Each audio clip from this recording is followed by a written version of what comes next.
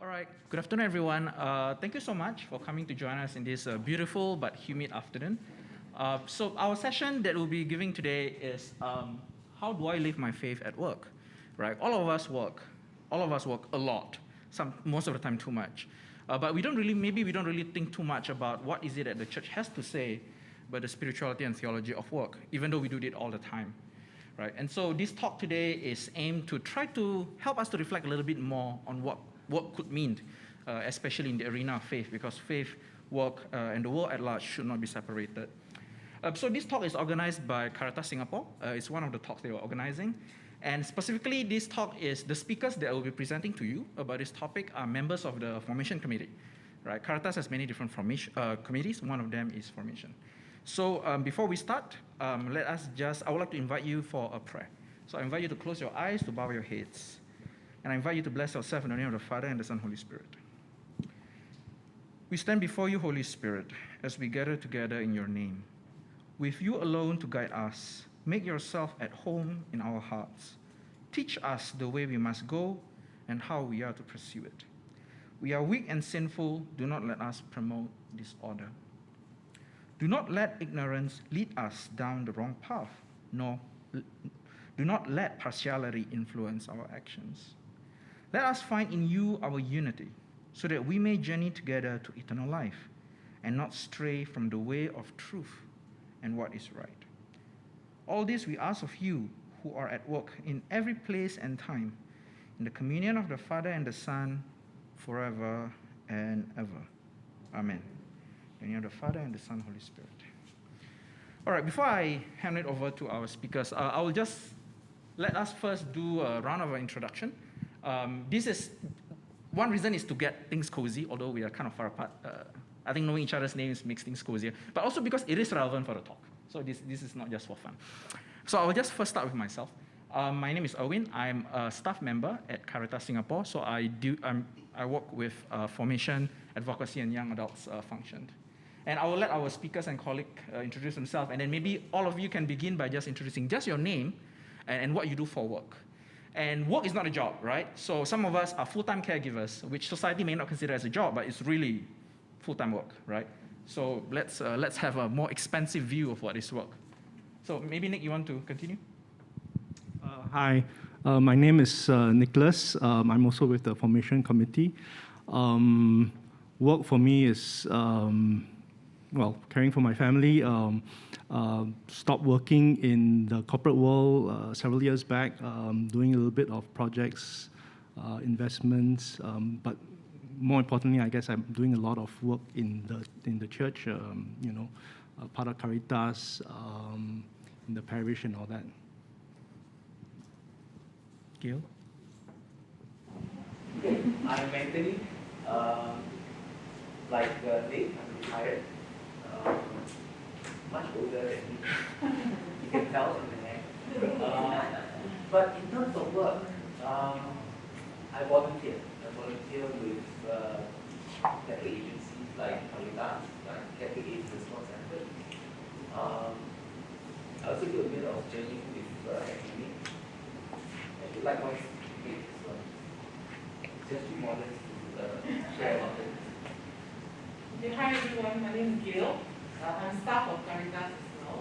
I handle special projects and so doing many events. Start with me? Yeah. Hi everyone, my name is PQ. I left Operator 4 years ago. I'm planning to do volunteer work for 2 years already, but apparently the Lord has taken too long. I've been doing it for 4.5 years now, and I can feel that He asked me like, just continue doing what you're doing. So let's see how it goes. Hi, my name is Jennifer, and I'm working as a business development administrator, and been with the same job for nearly 30 years. Hi everyone, my name is Jason. I'm currently in my first year of national service.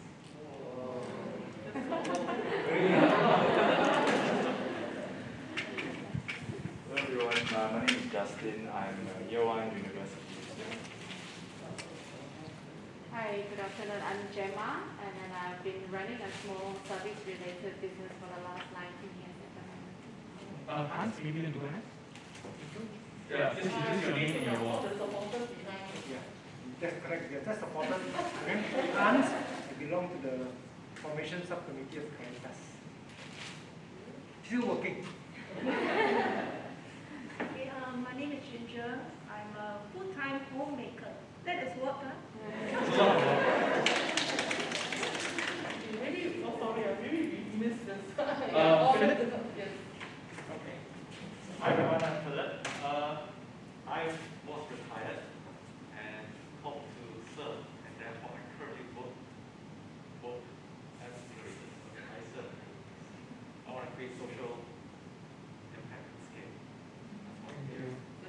Just to clarify, his staff of Caritas is our AD.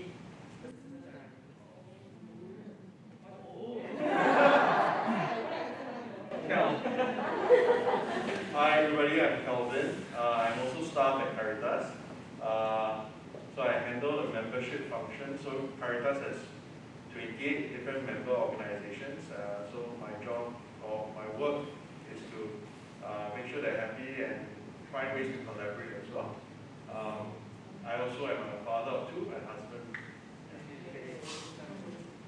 I'm not from Caritas, I'm just part of the room. In real life, I'm a teacher. I don't consider this work. It's like CCA extra. Maybe your name? Sorry? What's your name? I didn't. Maybe, just your name and what you do for work. And work is, an expensive way, not necessarily job. Sure. So I'm Joanna. I'm currently a graduate student at US. Thank you. If you want to. Hello everyone, my name is Grace. So I'm a HR doing recruitment. Thank you. I actually currently not working. But like you said, work is every day I do some form of work. My name is Elizabeth. My work is a retiree. So I do whatever is available and whatever costs. Whatever call. Maybe the photographer wants to share your name and what you do for work. Okay, hi, I'm Joseph, and photo and video is part of just my outside job. I'm a production scheduler and logistics. Yeah. Thank you. Lady in red? Francis?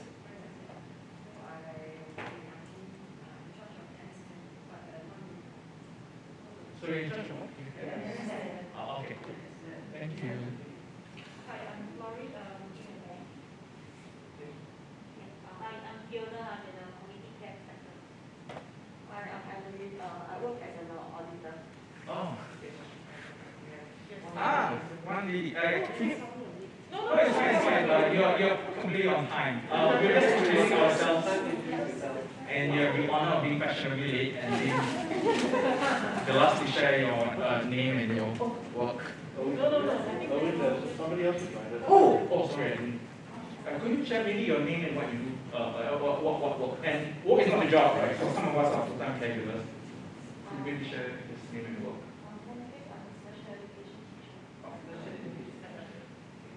Okay. Yes. Okay, I'm Catherine here, and I'm working at a school. Okay, cool. Very good. All right. Okay, thank you, everyone. I hope I remember half of what you said. And I think it'll be useful for every question. Okay, so I'll just hand you over to our next speaker, Nicholas. Anthony. But before you do that, let me do this. Exactly. Just joking. All right.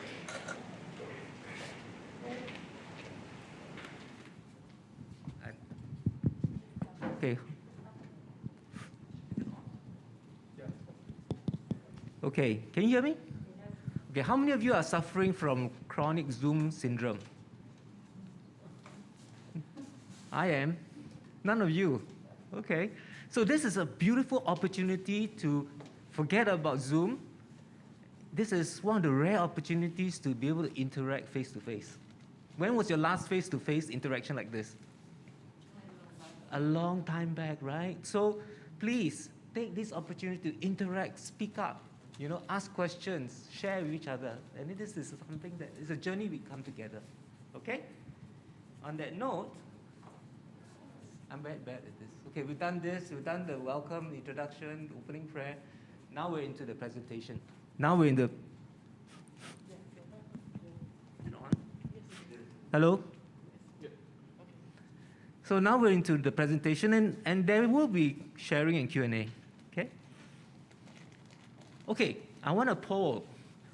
Show of hands, high, up, high. Who feels like this? Can we be exempted? No, everybody in this room. Everybody in this room. How many feels like this? Okay, that's good. What about the next one?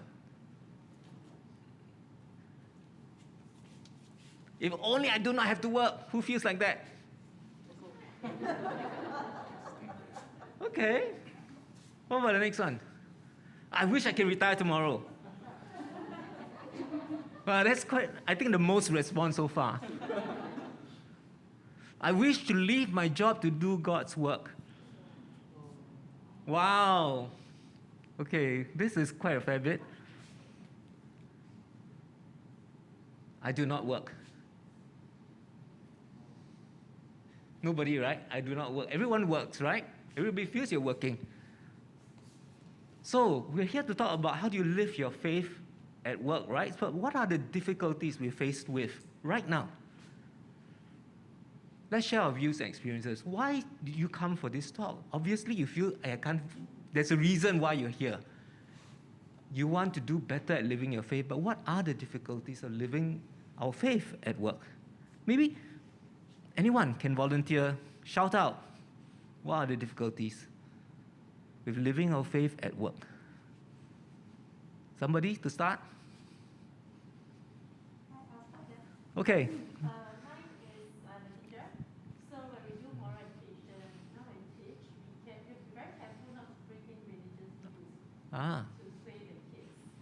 And I do have kids asking me about what is God. It's very difficult, at the same time, under MOE, I'm not supposed to Okay. them.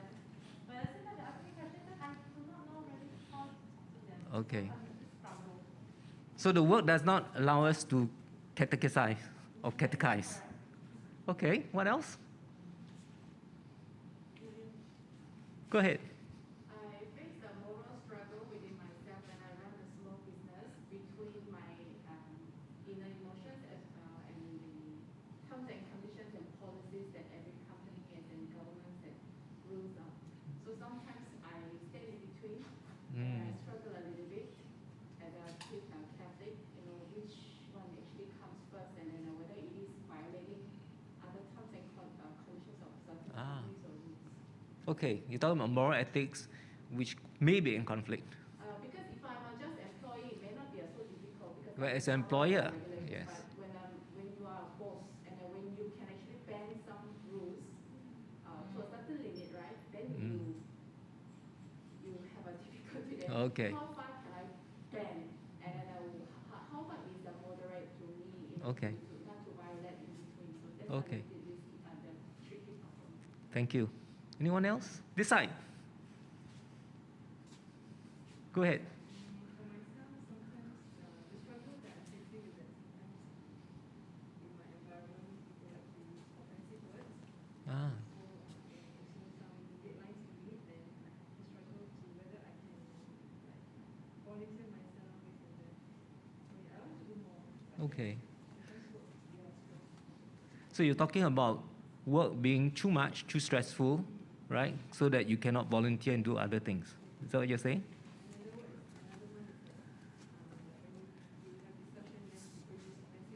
People use offensive words when you discuss. Is the office environment conducive for living our faith? You want to say something? Yeah, so a difficulty I did face previously when I worked in corporate for a little bit was kind of managing the relationships with the colleagues. Also, for those who are non-believers, who may not understand the faith, and also may say certain things about the faith that are not true. Okay. So it's kind of dealing, and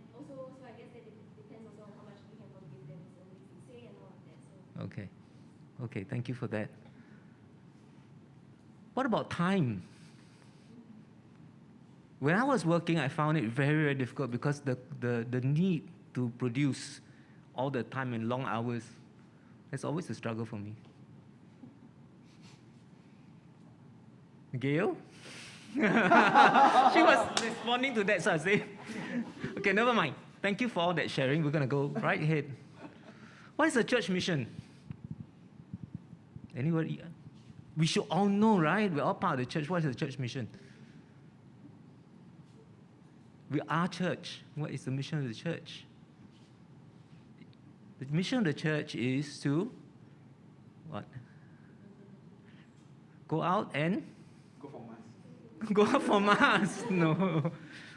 To continue Christ's work, right? To continue to give the good news to the world and bring people to Christ, right? So, but then have we asked, what is my mission? Is it aligned with the mission of the church? Right? I think this is a question fundamentally we ask ourselves. And the reason why you are here is telling me that you want to align your mission, your own personal mission, with the mission of the church, because you want to grow your faith, even with the work that you do. But where is my mission field? Is it in the church?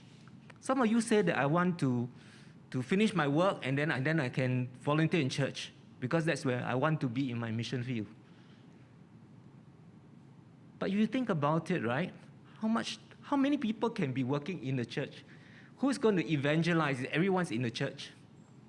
If everyone thinks that the mission is on Sunday in the church grounds, where do we spend the most time? Outside of the physical church. We spend the most time at home or at work. Therein lies our mission field. That's where we are supposed to work, to practice our faith and live our faith, to live the mission of the church. So what do you think God has in store for us, right? What is God's master plan for us? Clearly, God is love. From primary school catechism to our lived faith, we know God is love. He loves us. From Revelation, for you created all things, and by your will they existed and were created. God created the world for us out of love. And He would like us to love Him back as He loves us. So, we all know this, right? We're all made in the image of God. This came from Genesis, right? So what does it mean? What does it mean to be this perspective of being made in His image? Is it because we look like Him physically? Because we are made in His image, each of us are given a dignity, a special dignity that no one can take away. And this is a very fundamental belief. As long as you believe you are made by God, we are special and very unique. And we have a dignity by the very reason that He created us in His image. We all have 2 eyes, 1 mouth, 1 nose, 2 ears, but each of us are different. I think more difficult with the mask, but still, right? Each one of us are unique physically, but beyond the physical. Combination of our traits, our personalities, our gifts, each one of us is unique and special. But what makes us persons, right? The first thing, animals do not ask the question, what do I want to do in my life, right? But because of who we are persons, we get to ask, what do I want to do with my life? We get to ask, how do I want to live my faith at work? We are owners of our actions. We can decide what we want to do. Animals respond from reflex. No, we decide what we want to do and why we want to do things, the way we want to do it.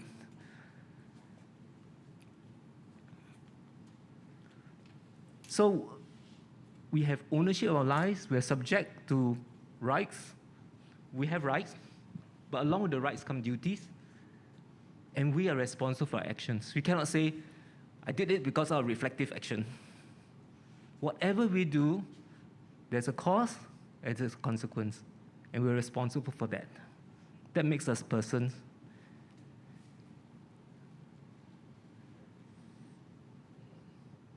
Okay, we're the only animal who can do what we don't like. We can want what we don't like. Who wants to have a painful operation, right? But we decide on taking on, we can decide to take a bitter pill for the common good, for a better good. We are free to make our own decisions. We are owners of our actions. We've covered that already. We're owner of our lives. We are free. Do you feel free? God created us free. And everyone is special. In the picture you see, right? In this, I always get problem with finding the pointer. The Pope has a special love for people who are disadvantaged or disfigured. Mother Teresa. Even the poorest, even the disfigured, the handicapped, are special in God's sight. We, people, represent God's love. We represent God in the way we react and we behave and relate with people. And we're called to develop ourselves to the best of our ability. And we are called. We are called by God, right? To our vocation, to be who we're supposed to be. And we're part of one big family. God created us as social beings. And all are equal. We are all brothers and sisters with the same dignity. And it gathers us together as one big family of the church. So this is a summary, right, of what it means to be beloved children of God with the full dignity of being made in the image of God. I'm someone. I'm unique. I have self-knowledge. I know who I am. I have a name. I have a personality. I know who I am. I can decide on what I want to do. I can think about what I want to do in my life. I'm free to make decisions on my own. I need to be able to develop fully to my full potential. I should be free to enter the community. The basic community is a family. I should be free to form family. I should be free to be with my friends. And more importantly, I am free. I should have access to work. Right? Okay? From here, I pass on to my co. You got your own mic, right? Yep. Thank you, Anthony. So Anthony has shared about. Could have tripped there. Anthony has shared about God's master plan for us, what is human dignity. So I'd like to share a little bit more about what it means in terms of the plan for us to work, right? So we had a little. I'm not finished. I'm sorry. You can continue with this. No. Okay. I thought that was the end of my slides. Okay. Sorry, you got me back again. So, we talk about God's love, right? God's love for us. But He requires us, what is the two basic commandments that Jesus gave us? What's the first one? Love God, right? And the second one? Love your neighbor, right? So what does this love mean, right? In essence, it means that we need to recognize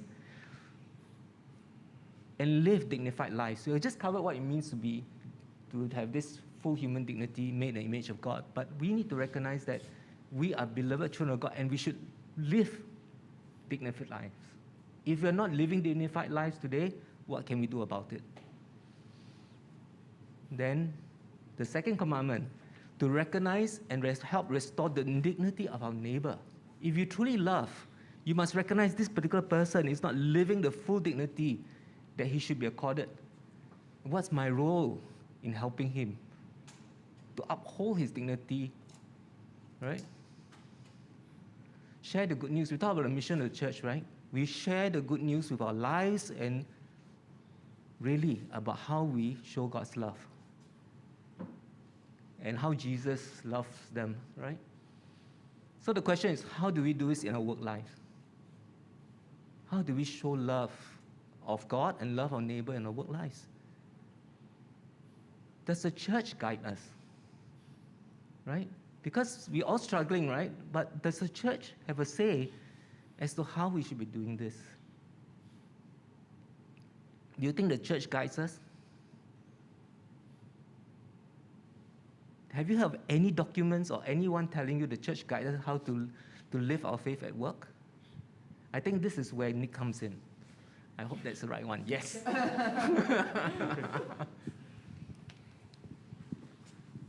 Yeah, so just to answer that question, right, that Anthony asked, does the church guide us how we live our lives at work, right? Most of the time we go to Mass, either weekday or Sundays, and then we are told, love God, love our neighbor, right? But what does that mean? It's actually a very challenging question, right? How do you love your neighbor? Every day we face our families, our colleagues, our bosses, our whoever it is, right? And there are so many challenges in life. And, back to the question about work again, why do people work? Why do people work? Here it says, I have to work to pay my bills. Work is a necessary evil. So get as rich as you can, as fast as you can, and retire as early as possible. I think quite a number of you shared that you would like to retire, right? When I was 30 years old, in the late 90s, 2000, I tried to retire early. I tried to start a .com. Unfortunately, it failed, and I couldn't retire early. But that was a different sense of what work is. We've learned what work is, I think, from the introduction earlier on. Work is not a job, right? So we now sort of have a sense that work is not a job. So what is work, right? What is work?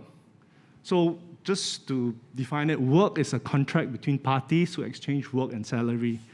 So now, job is a contract between parties to exchange work and salary, right? So now if you think about the jobs you have, they are work, but the work that you do outside your job is also work, right? So I'm not sure before this, was this something that you've thought more about what work is? But we'll carry on. So this is funny. Some work a lot but have no job, and others have a job but don't have so much work, but don't work so much.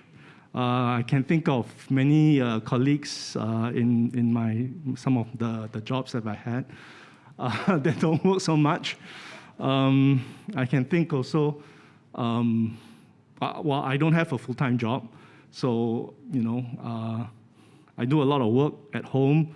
My wife has a full-time job, so sometimes she complains about not working or not having a job, but that's another story I'll share. So, question, okay? These are some animals here. There's a bee and a beehive, and there's a beaver making a bridge or a dam, right? Is this work? Is this work? Anyone? What do you all think? Can you all see? It's quite dark, the slide, so it's the lights are a bit bright. Yeah. What do you think? Are they doing work? Yes? So the bee buzzing around making honey is doing work, and the beaver building the dam is doing work. Is it? Okay. So, actually, no. The answer is no. Work is a personal activity, and only people truly work, right? Anthony shared that human beings, right, volunteer. They can think of what they want to do in life. They can decide whether to have an operation, even whether they don't like it. We can decide whether we want to exercise or not. We can decide whether we want to diet or not because we make choices. We are humans, right? Animals, in that sense, they do things instinctively.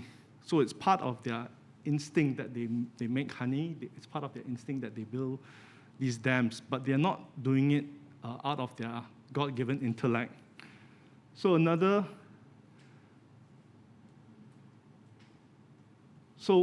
one of the things that makes humans different from animals is that we are responsible for our own development. We grow, we teach our children, we attend talks like this so that we can grow, in our own capacities, right? So it's our own personal development. Thank you. So humans have this intellect, we have our brain, we make tools, right? Like the caveman, we make tools like that, like an arrowhead. In the modern days, we also make tools in our work. We build apps, we build computers, and then we do this e-commerce transaction. We do a lot of online shopping. I'm not sure if many of you have been turning to online shopping over the last year and a half, 2 years. I know I have during the lockdowns. That's the only thing that we could get through online shopping, right? But that's human work. We make things, we value add through our own resources. Right, so from a Catholic perspective, work is one of the characteristics that distinguish man from the rest of creatures whose activity for sustaining their lives cannot be called work. Only man is capable of work, and only man works. Okay, so this comes from the Catholic teaching from the church. So just to dive in a little bit deeper about what work is. There are 3 dimensions of work, and the first dimension is the objective aspect. That's a picture of a chair, right? Like these chairs that you have. They are made of raw materials. Plastic is a raw material. It comes from hydrocarbons and all that, but and it goes through a process, and then it's formed, and then it's made into a chair. So the work that man does, or the people that made this chair, came up with a lot of designs, and then manufacturing processes, and then it came out of this chair. I think another example about making something out of raw materials is like cooking, right? Man is like the only animal that cooks its food before eating. Even if you enjoy sashimi or whatever, it's still kind of processed because the way the chef cuts the fish really matters. So it is still a value add of a raw process stuff, right? So that is processed out of raw materials, the chair. Okay, so the humble but impressive plastic chair reflects the interaction of raw nature with man's creativity and ingenuity. So maybe we wanted this talk to be a little bit more interactive, given that we're all zoomed out, right, for the past year and a half. So perhaps you could just have a quick reflection. What am I creating in my own work? And how do you feel about it? And just share with the person next to you. Let's just take a minute or so to do that. Is this something that you thought of as a dimension of work? What are you creating in your work? Yeah, you can do as pairs or in small groups. We just wanted this to be a little bit more interactive, given that we've been zoomed out.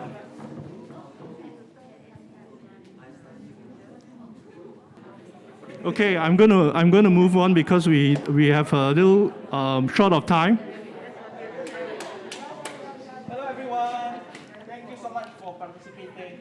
So we've talked about the first dimension of work, right? There's a second dimension of work, and it's the subjective dimension. So the first dimension is the objective dimension, where we make that object. The second dimension is the subjective. We are the subjects, right? We are the people. So the work that you do changes you. Do you all realize that? I think that is quite obvious, right?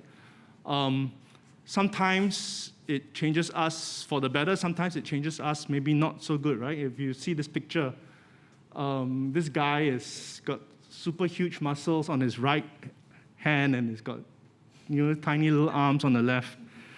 But work changes us, changes us in small ways.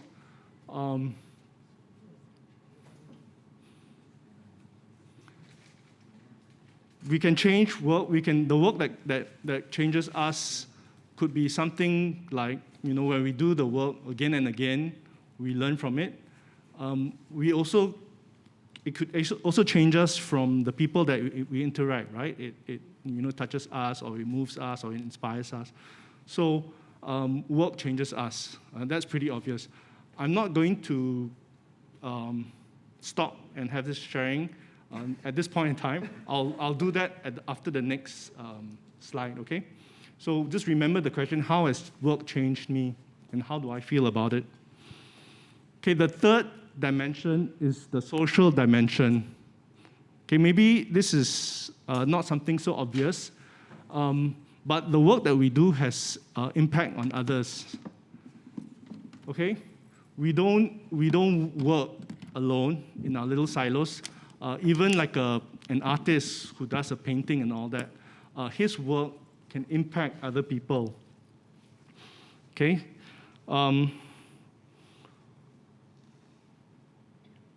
When we impact other people, it also changes the greater society at large. So we may think that the work that we do is unimportant in terms of changing the person around you, but just like the butterfly effect, right? People talk about a butterfly buzzing in flapping its wings in one part of the world and then causing a hurricane in another world. The work that you do, when it impacts someone, can impact the larger society as a whole. Okay? Sometimes I think a big part of what we do at work, if you go around your daily lives, right, is that we look at work as a transaction, right? Because we are all so task-focused. I know Singaporeans are also task-focused, so KPI-focused, so KPI-driven, right? So when we, for example, you go, and I mean, I'm guilty for that as well. I mean, when you go and buy something from a shop, sometimes we just pay for coffee or for tea, and then without even having eye contact with that person, the person selling the coffee or yourself. You're more interested in taking that coffee and going away. But that is just a transaction, right? That is not interaction, right? So that's something that we have to be aware of in terms of work. It's not a transaction, but there is a person involved. We are all created in God's image. Okay, so how does my work impact society? How do I feel about this? I'm just going to continue a little bit more, and then we can just stop and just to share. So one of the things about work in terms of the social dimension is that it creates communities. Okay? So you can bring yourself together with other people, closer to other people, or you could bring yourself out. I know in the corporate world, a lot of people do networking, right? But sometimes maybe that is not for a pure purpose, but sometimes the impure way of networking sometimes will allow you with good, deep relationships as well. But work has this social dimension, okay? So whether we know or not, our work and our working makes an impact on others. Work has a communitarian dimension. Okay, so how have I related to people I work with? What has been the impact on them? And how do I feel about this? So maybe I can invite you to just buzz among your neighbor here and just share about what you think about the other aspects of work, not only the objective, but the subjective, how work changes you, how work changes others, and how work changes, the people around you, the community at large. Okay.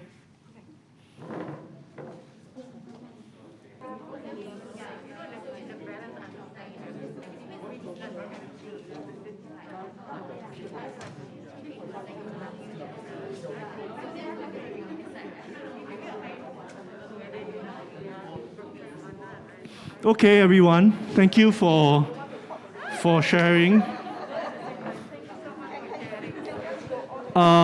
Anybody wants to sort of just summarize some of the things that you've shared in your small groups, just to have a feel of what are the aha moments, I guess, in terms of what so far you've learned about the 3 dimensions of work. I think possibly work is not a job, something I think we are starting to be aware of, but share about whether you had this idea that work is 3 dimensions. Anyone want to share, please?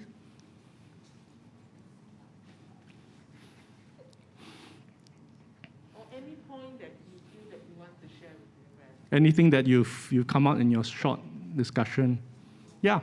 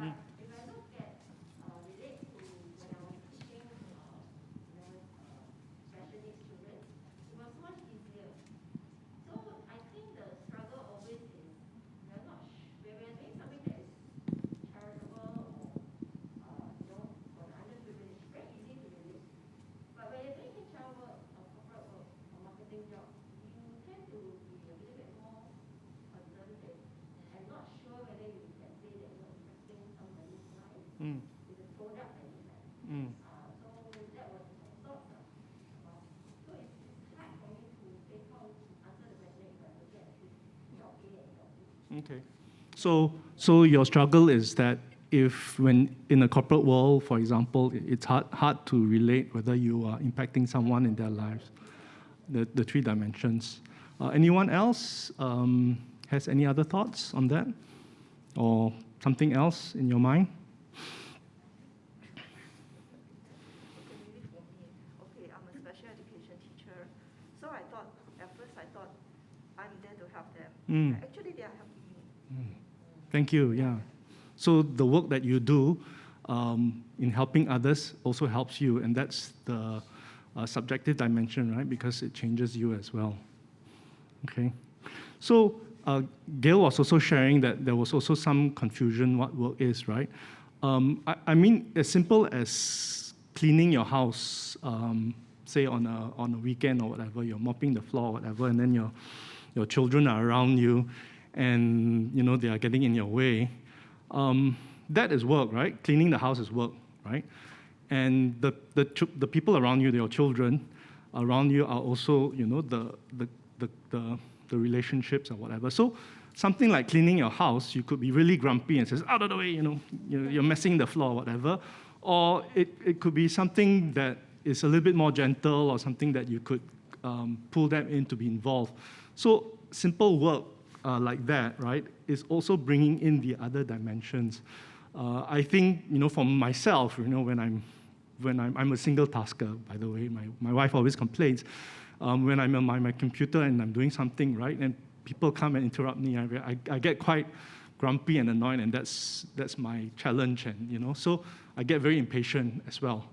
But the challenge in that kind of work is that you also have to be mindful of the people around you, right? I think especially maybe in the office or whatever, when you're deep engrossed in your work, and someone knocks on the door and talks to you, and then you're trying to get out this deadline, there is always this tension to try to finish the work, but always this tension also to be present to the other person, right? So with that, I think I will move on to the next part where Anthony can talk more about the worker rather than work. We've talked about the work, but now about the worker. Okay, so just before that, just some questions. Maybe you can just think about, when you go back, to think about the work that you do. Is this the right work for me? How does it contribute to the common good? How is it changing me? Is it making me a better person? Does it make my personal relationships and social life better? So just, yeah, if you want to take a quick photo of it and just think about it, reflect about it, go ahead, feel free to.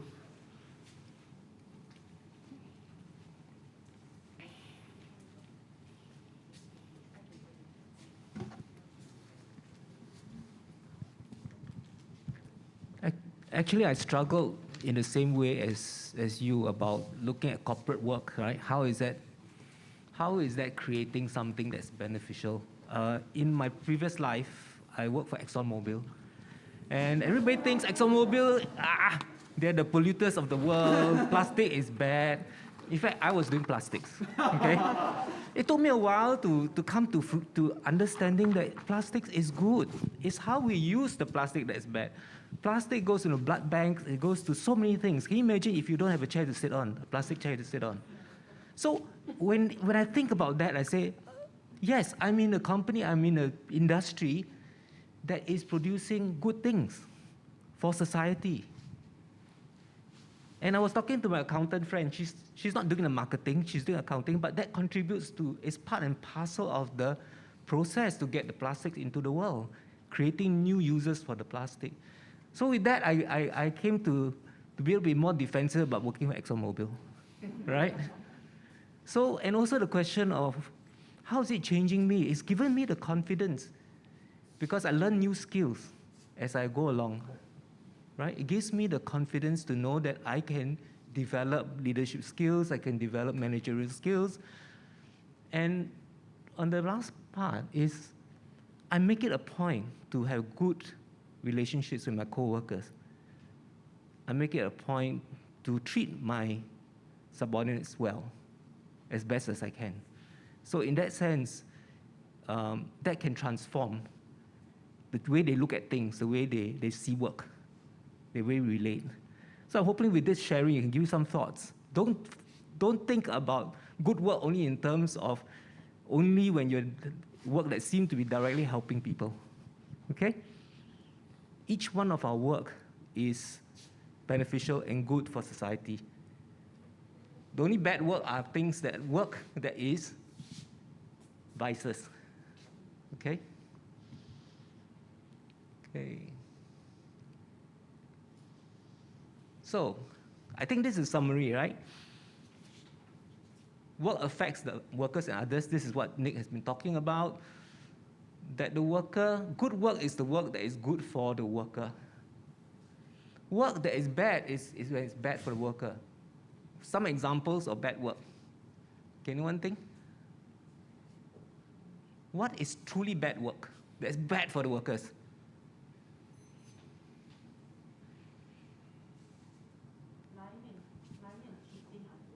Huh? Cheating others. If you are part of a scam, get a lot of scammers now, right? Imagine if you are one of those actually doing the scamming, or you're part of illegal gambling, or you are in the vices like in pornography or in prostitution. Clearly, that is work that's not for the common good, not good for society, not good for the workers.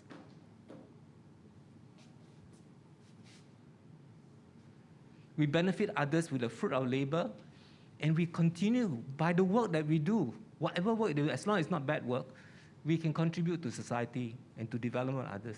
We just have to think and reflect and think deeper as to what we're doing in our work. Every one of our work has the capability of doing this, if we think deep enough. Okay, now comes to we talk about the dignity of the person, right? A worker is a person first and foremost, right? So if you think about it, the worker must come before the work, right? Which is more important, the worker or the work? In God's eyes, the worker. But the reality out there can be quite different, right? So I see nodding heads, right? where the work is more important than the worker. And this is a challenge in our faith. So where are the instances where workers are not placed first and foremost?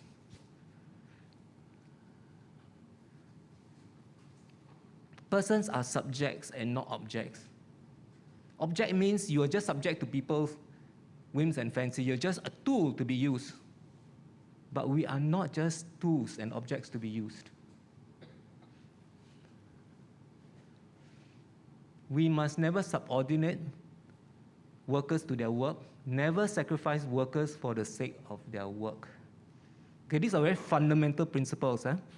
This is what the church teaches us. And this flows from the discussion on the dignity of the human person. There should never be a contradiction between work and personal dignity. So I think the challenge for you is very clear.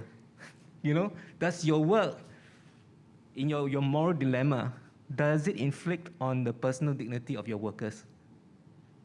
Employers have a very special mission in this, because you control the environment that they work in. But as employees, true, we can try to understand in what ways our personal dignity is being contradicted by the working conditions.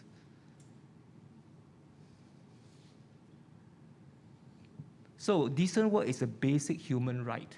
The right of a worker is very basic because we are persons. We are made in the image of God. So work must be available to all people. You talk about basic human dignity, right? The handicapped has equal dignity than us, right? The person who has a mental challenge, the person who is in illness, all these should have access to work, right? And because they are each capable. When you think about areas where people are not given same access to work, women in some countries, right? Unskilled workers, the migrant workers, convicts, ex-inmates are not given the same opportunities. We talk about work as a right. We talk about it as a right, but it's also a duty. Okay? So as a retiree, when I say I've done my work, I think we have to think about it because even unpaid work is a duty. God calls us to work, right? It's not only a right. For every right that we think about the other side of it is a duty, a responsibility. And people should contribute to work for the common good of the society. So this is a sort of summary. Have you ever thought of work being holy? We are, okay, so you think about it, right? We talk about this. Only persons truly work. We are persons. We have obligation and right. This part, God created the world. God continues to create the world. And we are instruments of that co-creation. So our work is holy because we cooperate with God in making the world a better place. We talk about the three dimensions, like work changes the world, work changes you, and work changes others. And there's a right and duty to rest. There's a right to rest. Do we know that? We all have a right to make sure we have time to rest, not just physically, emotionally, but also to have time to recreate, time to develop ourselves outside of work. But it's also a duty. I like this. It prevents men from idolizing work. Rest prevents us from idolizing work, where we put work above the worker. So think of rest as a duty. Never thought of it that way, right?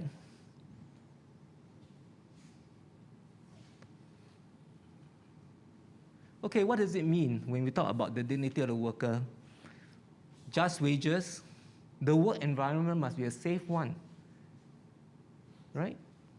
You must provide safe environment. People must be safeguarded. There should be pension insurance. So work must will give us a livelihood even after work, a pension. So social security. Okay, and the last one, the work should allow us to form groups of people together, unions. The church supported the establishment of workers' union because workers are subject to what? Is it equal negotiating position between a worker and employer? No, that's why we need unions. And the church talks about people are free to associate themselves. I think that's the last I have. Oh, you want to use your own?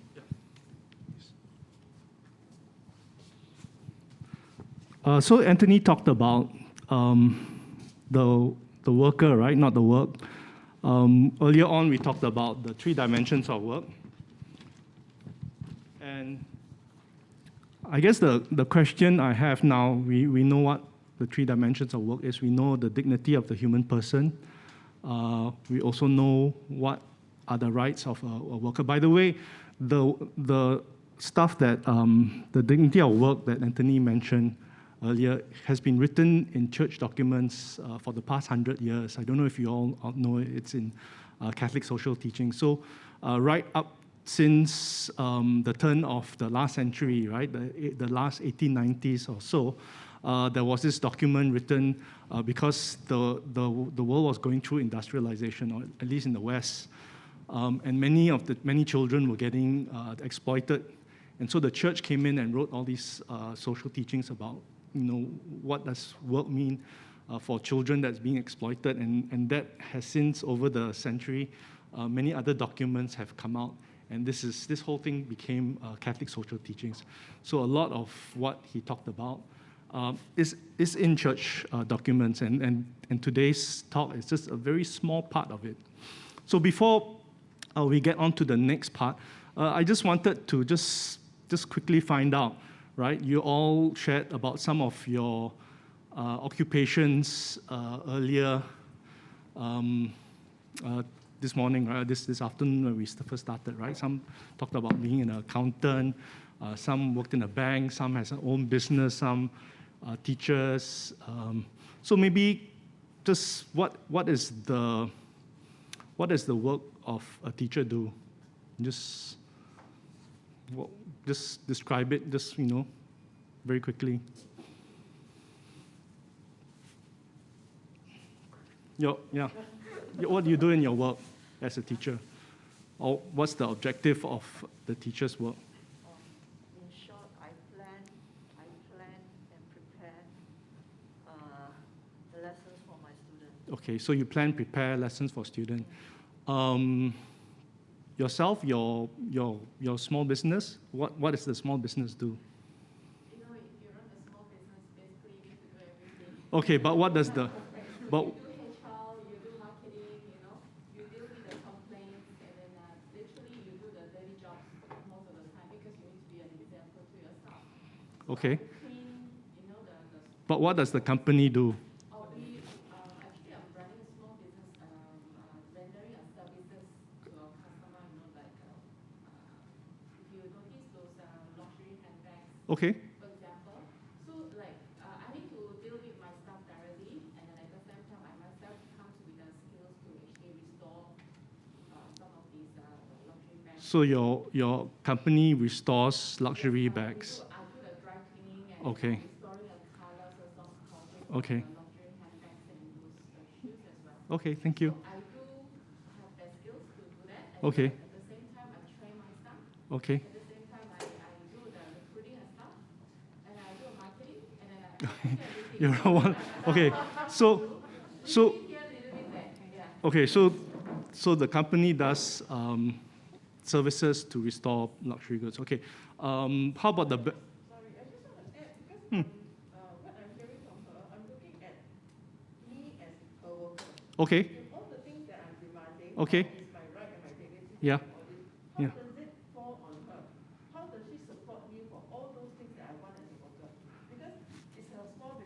Right. I mean, factually or not, Right. she needs to look at the bottom line. Right. So how is she going to support me and support herself as well in her business? That's a very big challenge, right? We all face in our daily lives at work, in our jobs and all that. Maybe I'll get to that, maybe when we open up to Q&A later, but I just wanted to come to a point about the work that your officers do, right? So someone said they work in a bank, right? I can't remember. Yourself? Someone works in a bank? Yourself? What does a bank do? So bank is in the lending business, and yourself, do you? So you're in credit risk management, okay. And someone else does auditing, right? Someone, I can't remember, someone auditing, yeah, auditing. So what, and you work in an auditing firm or you work in internal audit? Internal audit. So what does the company do? What your company does. So you work in a bank. So there are quite a few of you that work as teachers, work as auditors, work in credit risk, run your own business and all that, right? There's sort of a difference between what the company does, right? Servicing. So some of us may be, if you're a banker in a bank, you go out, you see clients, you lend money and all that, right? Or you invest and all that.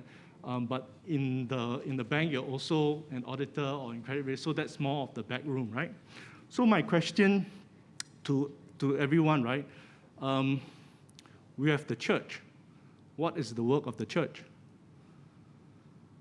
Does anyone know what is the work of the church?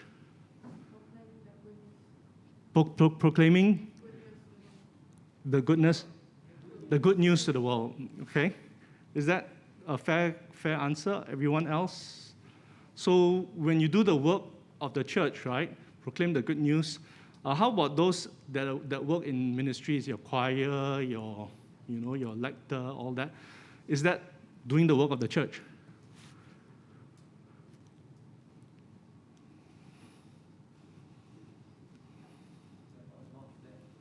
They're not. So yes, that's doing the work of the church. I see glazed eyes here. So I guess there is quite a bit of confusion to what the church does, right? I asked the question about what does a bank do, right? It's very clear, the bank lends money. What does a teacher do? The teacher teaches, right? What does your company do? It services. But the question, what does the church do, right? What is the work of the church? Right, there's a little bit of confusion, if I can see correctly, right? Some say is to evangelize.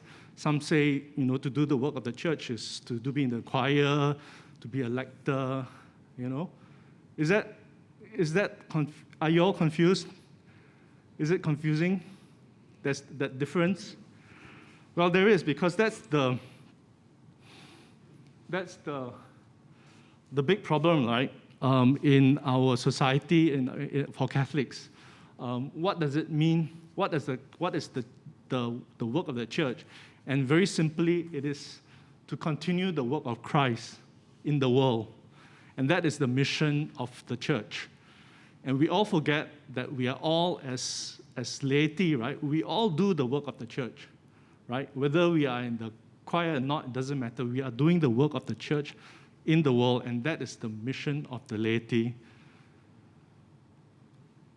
Okay, so Anthony earlier said that work is holy. On the seventh day, God completed the work he had been doing. He rested on the seventh day after all the work he had been doing. Is that correct? Or God retired after doing all the work? So, the answer is work continues, right? The Father is always at work to this very day, and I too am working. So after the seventh day, God did not stop working. And what is the work of the church, right? Is to evangelize the world, and that's the the mission of the laity. And if you think about the distinction about working in church, if you work in if you're a choir member or a lector, that's a bit like the question I asked earlier. If you do audit in a bank, right? The work of the bank is to lend money, right? To keep the money supply going in terms of liquidity and funds and all that, right? The work of a teacher is to teach children. The work of your company is to service. But in your work, you could be doing your HR, you could be doing your admin or whatever it is, audit or whatever it is, right? That's part of the work, but not the work of the company. The company specifically is to lend money or to teach or to service clients, right, in bags and all that. So the work of the church, and we have to remember the work of the church as laity, right, is to work in the world. Our work to bring the world, to bring evangelization to the world. And that's the work of laity.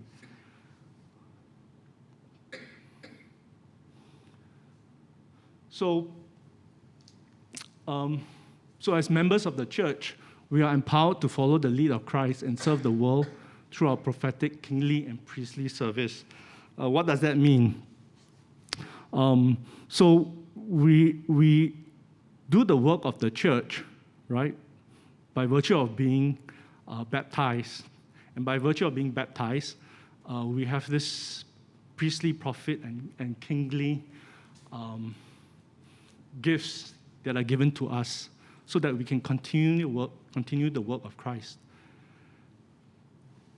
I guess to talk more about priest, prophet, and king is probably going to be another talk, and I'm probably not qualified to talk about it, but to think about it in your own homes, okay, if you have a family and you have children, what is a king, right? In the days of old, the king protects his castle, protects his country, his village. He provides land for farmers to grow and eat, so he provides food. He provides defenses. That's the king's duty, right? He has many lords and knights and all that, but sometimes the king may not be so good. Sometimes the king may be good. In the Bible, you know, the Israelites didn't have a king, and then they wanted a king later on, right? King Saul. So that's the duty of the king. So in your house, in your home, you know, you're a king. Even though you may be the mother, you're also the king of the house, right? My wife says that she's the king anyway. So, but the kingly duty is actually to provide. Okay, what is the prophetic duty?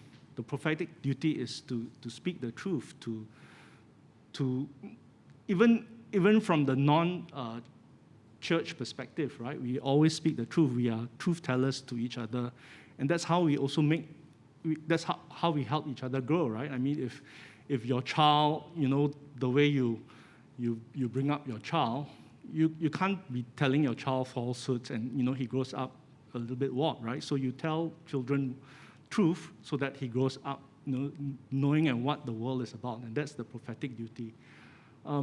The priestly duty, right? We all are priests. Right? I don't know if you all know that, but we all share in the ministry of the common priesthood, right? Not the ministerial priesthood. The ministerial priesthood are those that have been ordained, especially to do the masses and the sacraments. But we all have this priestly duty as well to sanctify our families, to make holy our families, right? So by virtue of our baptism, we have these roles to play, and that's what we do, especially in our homes. I think it's clearer that we can do it in our homes, but the question is, do we do that at our workplaces, right? So good work gives us meaning, fulfillment, and belonging, right? So one of the things that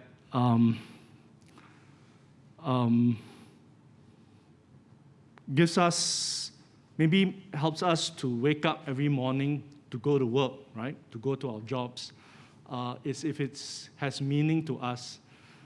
Sometimes, you have a job that you truly enjoy, you truly love. It has so much meaning to you, right? Whether it's teaching children, or maybe, even in a bank, right? You help the economy go, or you have meaningful relationships with your clients. Work gives you meaning, right? And I think meaning is what keeps us going, right? There was this experiment by this psychologist called Dan Ariely. So he did this experiment with Lego toys. So they got people to make Lego toys. And as the person made a toy, it was given to the the facilitator. And in one experiment, the facilitator would immediately crush the Lego toy and throw it in a bin. In another experiment, or in the control, the facilitator would take that toy and nod and say thank you, and put it aside. So after a few rounds of this little exercise, guess who continued to do the work of building the toy? Any guess?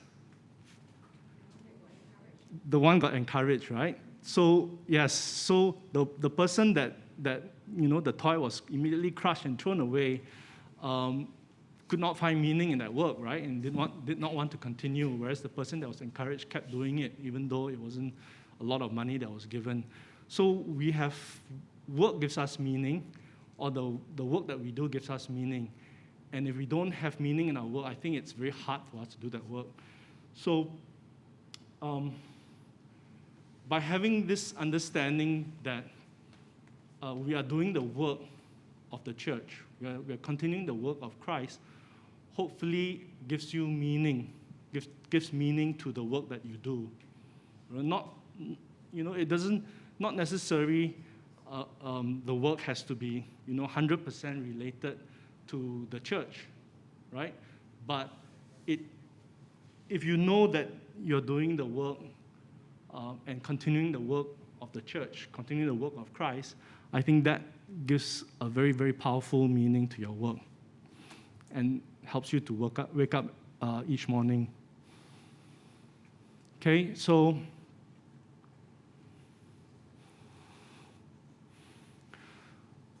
work for Christians is not a necessary evil, but a participation in the work of God. God continues to create, provide, and stir integral development through human work unless we refuse to cooperate or disconnect our work from God's work. So I just wanted to comment a little bit of integral human development, right? Anthony shared about what human dignity and what God's creation is, and God's creation continues to work every day. Every day God is continuing to create, right? He didn't stop after 7 days. And what is he creating? What is he continuing? It's actually the integral human development. We are all being developed, each and every one of us. We are not the complete, we are not the finished product. And so what we are doing in our work is also the integral human development of each other, people around us. It's easier to see, in your own families, the children, but the people around us, your colleagues and all that. So every single person you meet, I guess it's an encounter with Christ, and it's also an encounter to potentially develop the person. You may not see it, it's just a small seed, but maybe what you do one day can actually contribute to that person's development, Collectively, everyone does a little bit and that person grows. And that's what it means also to change ourselves, to change others. It's for the integral human development. Christ continued the work of the Father in his redeeming work, but his redeeming work is working in progress and open for our participation in the redeeming work of Christ. In my body, I am completing whatever remains of Christ's sufferings. So the participation, apart from from integral human development, it is also redeeming each other. It's part of the work of Christ is to redeem the world. And what we do is also a redemption of the world. Okay, so that's also something to be aware of in the work.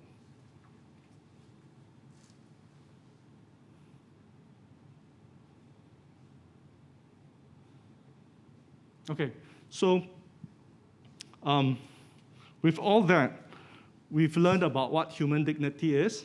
We've also learned about the 3 dimensions of work, right? Work is about the objective work, making the chair, making the pizza at home, whatever it is, cleaning the floor, brushing your teeth. Yeah, that's also work. Work is also about the subjective, right? Work changes yourself. You grow as you work. But work also changes others. You change the people around you, and by changing the people around you, you also impact society. And then we talked about the dignity of work. So the worker before the work, right? What it means. We need rest. We need, insurance. We need to treat each other as human beings, right? So that's the dignity of work. And then the last point is that the work of the church is what we are called to do as by virtue of our baptism, to continue the work of the church, continue the work of Christ in the world, right? Not in your parish itself, but in the world. So with that understanding of work, I think when we started the talk earlier on, I think I saw some hands saying that they wanted to do church work, right? I believe I can't remember who exactly, but I mean there were a few hands that they wanted to do church work. So with this understanding of what work is, what shall we do now? Do we say join the choir full time? Do we work on Sundays and then on weekdays we work, in our jobs? What do we do now with this understanding? I think we've come to a point where we know the theory behind it, but what do we do now, right? Anyone has thoughts? You want to go back? Glorify God through the work that we do. Glorify God through the work that you do. And it doesn't matter the work that you do, right? So that is the crux of today's talk, right? It's about integrating our faith in our working life, but continuing the work of Christ in the world. Okay, so it's not about doing more work or prioritizing church over work. Okay, it's about integrating our faith in our working life. And that's essentially what today's talk is about, integrating your faith at your work. I know it's difficult. It's not something that we can all do easily, and that's why, we need to be given graces. We need to go for sacraments. We need to go to church on Sunday, go for Mass, and receive those graces so that when we are sent at the end of Mass, we can then work in the world to continue the work of Christ in the world. And we do that also with our virtue of our baptism, exercising his prophetic, kingly, and priestly ministry. So being a prophet is bringing truth and meaning into the work, leading human development as a king, and making themselves fitter for God in offering themselves as a priest. Okay, so that's to conclude the talk, and I guess we will also have questions and discussion. Okay, so, hi everyone. Okay, so for this part, right, I was supposed to do a little bit of reflection and group sharing. And of course, they are very passionate, so they talk a lot, so we have very little time for this part. But maybe, let me just share something. On a personal level, when I first heard a lot about all these social teachings of the church, and when it comes to this part about work, I think what really opened my mind was that, oh my goodness, this actually gave me many different, points or guidelines on how maybe I can think about what am I really doing in the world, or what am I doing with my life. I think that's what we all I mean, that was what was mentioned earlier on, is that who are we as persons? And how are we, doing something that brings goodness in the world?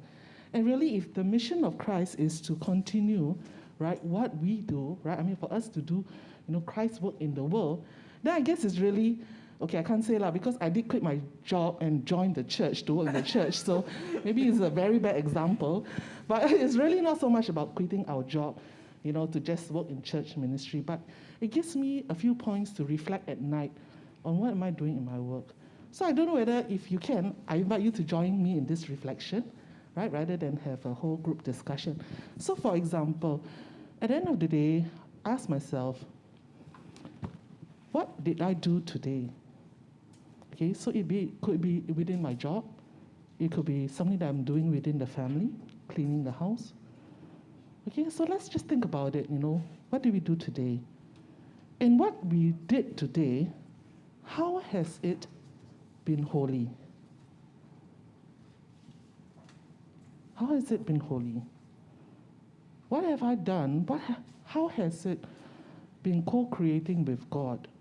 How did I make my work, okay, or what I did, something better? How have I participated in the mission of Christ in what I did today? So that was one point. The next point is really about how has this work, what I've done, my actions, how has it transformed me as a person? I'm a child of God, and I truly believe it. How has it dignified myself? So maybe something I did today wasn't really good, not really happy about it, but I'm still precious, right? I'm still a child of God, but has it then, affirmed me as a person? Or what I did today wasn't really very good, so maybe, I could do better, right? So has it been something positive for me, or has it been negative? And sometimes it's a struggle that we have at work. Yeah? So how has this work then helped me, okay, to transform myself to be more holy? I think the more challenging one is when we do our work, is how has it also affected my relationships with others? So that's the next point that I will think about. Okay, has it helped me to build better relationships? Or has it, been worse? So I think for students, I do this also with schools. And the whole idea is that, when students, when they do their project work or they do anything like that, has it, been better in building good relationships with their classmates or their friends, or has it resulted in a terrible situation where now after a while they don't want to talk to each other? So, but I think it's something as well. So in cleaning my house, in whatever I do at work, has it built stronger relationships? In that way, it's really about, continuing the mission of Christ in what we do, right? Okay, and we talk about priestly, prophetic, and kingly, right? And there are so many points. So actually today, I know it's a challenge because we're trying to condense so many different beautiful points about what the church teaches about work and how we can continue this mission of Christ in the world, in what we do, in our daily lives. And it's really about faith in action. Yeah, but so many points, right? So you all need to slowly digest, okay? But just use 1 or 2 points first to help guide you in your reflection in what you are doing, okay, as a disciple of Christ or as, a child of God. Okay, so there may be a few more points that you may want to think about. Okay, I think the more challenging one will be, of course, because the part on work also talks about different social dimensions. So like the right to rest, about pension, right, about unions. So all this has actually an added dimension as well. And that one, I guess, it is a challenging question for many of us, okay, but the teachings do give us a moral compass in which we can use it as a way. Sometimes what I do is a checklist, right? In doing this project or doing this event, have I, thought about when my colleagues or my employees have time to rest? Or never mind, I don't care, just go all out for results, and that's meeting our KPIs, okay, at the expense of the worker. So hopefully this will give us some points in which we can use as we go through our lives, as we look at our work, and use it as a reflection and see how we can then bring a better goodness, a development to the world that we are in right now. Okay? Yes? So, any questions? Are we still have time for questions? We really wanted to have a bit more reflection, but I think there's no time for reflection and sharing. Maybe you can do this at home. Any questions right now? Sorry, we used to do this like a few hours. Now it's like 1.5 hours. It's condensed. Anything you have? You want to just wrap up? If not, maybe just wrap up. Oh, no.